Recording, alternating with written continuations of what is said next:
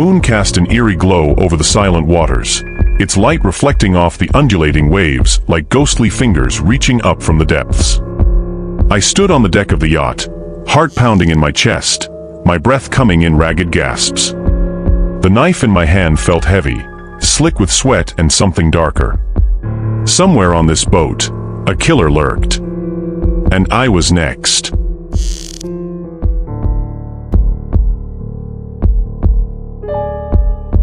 It started as a getaway, a week-long retreat on a luxurious yacht, a chance to escape the pressures of life and reconnect with old friends. The invitation came from Mark, an old college buddy who'd struck it rich in the tech industry. He insisted it would be a vacation to remember, and he was right, though not for the reasons any of us had hoped. There were 6 of us in total: Mark, his wife Lisa, their friend Emily, Emily's boyfriend Dan, my girlfriend Sarah, and me. We set sail on a sunny Monday morning, the sea calm and the sky clear, spirits high. The yacht, aptly named the Serenity, she was a floating palace, equipped with every amenity imaginable. We spent the first couple of days basking in the sun, swimming, and enjoying gourmet meals prepared by the yacht's chef. By the 3rd day, we had ventured far from the coast, the shore a distant memory. It was that night when things began to change. I woke to a scream, a sound so piercing it seemed to cut through the fabric of the night. I jumped out of bed, Sarah stirring beside me, her eyes wide with fear. We rushed to the source of the noise, finding Emily standing in the hallway, her face pale and her hands trembling. "Dan's gone," she whispered, her voice barely audible over the pounding of my heart. He went to the bathroom and he never came back. We scoured the yacht from top to bottom, calling out his name, but there was no trace of him. No splash, no struggle, just an eerie silence that settled over the boat like a shroud. Mark tried to reassure us, suggesting he might have fallen overboard, though his voice lacked conviction. The next day was tense. We debated whether to turn back, but Mark insisted we continue, claiming it was probably just a tragic accident. No one wanted to argue, though unease lingered in the air like a foul stench. That night, it happened again. This time, it was Lisa who disappeared. One moment she was with us in the lounge, laughing at a joke, and the next she was gone. We found her wine glass on the floor, its contents spilled like blood across the white carpet. Panic set in. We gathered in the main cabin, fear etched on every face. Mark tried to contact the Coast Guard, but the radio was dead, our phones showing no signal. The yacht, our once luxurious haven, had become a floating prison. We decided to stay together, not daring to venture off alone. But as the hours passed, exhaustion set in, and one by one, we drifted off to sleep.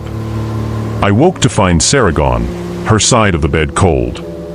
Desperation clawed at my chest as I ran through the yacht, calling her name, but there was no answer, only the mocking silence of the empty rooms. Emily and I were the only ones left. We barricaded ourselves in the main cabin, weapons clutched in our hands.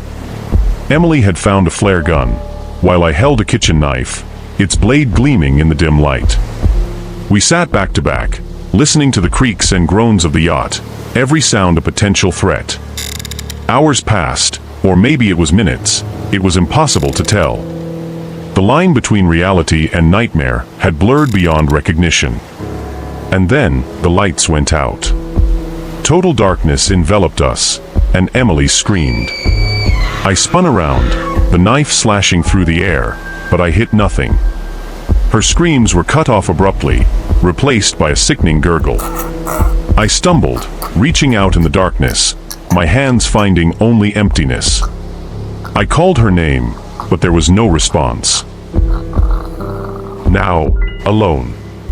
I stood on the deck, the cold sea breeze chilling my sweat-drenched skin. The knife in my hand felt useless, a flimsy defense against an unseen predator. My mind raced, trying to piece together the events that led to this moment. What kind of monster was capable of this?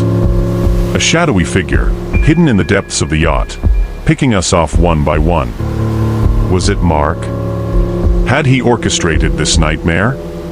Or was there something else, something far more sinister at play? I heard a creak behind me and spun around, the knife held out in front of me. A figure emerged from the shadows, moving with an eerie silence. It was Mark, his eyes wild and a twisted smile on his face. "I told you this would be a trip to remember," he said, his voice a chilling whisper. My grip tightened on the knife. "Why, Mark? Why are you doing this?" He laughed, a sound devoid of humor. "Because I can.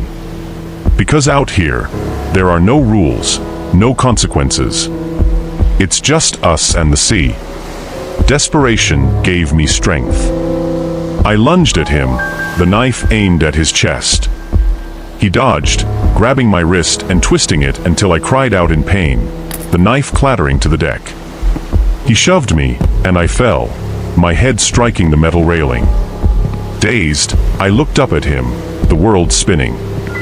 He loomed over me, a dark silhouette against the moonlit sky. "Goodbye," he said softly, raising his own knife. With the last of my strength, I kicked out, hitting him in the knee. He stumbled, and I scrambled to my feet, grabbing the knife.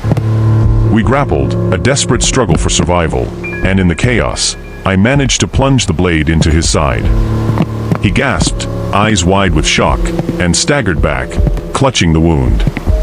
"This isn't over," he hissed, before collapsing to the deck. I stood there, chest heaving, staring at his lifeless body. The silence returned, more oppressive than ever. I was alone, adrift on an endless sea, the shadows closing in around me. The nightmare was over, but the terror remained, etched into my soul. Silent waters, deadly shadows. My escape had become my prison, and I knew, in the depths of my heart, that I would never be free.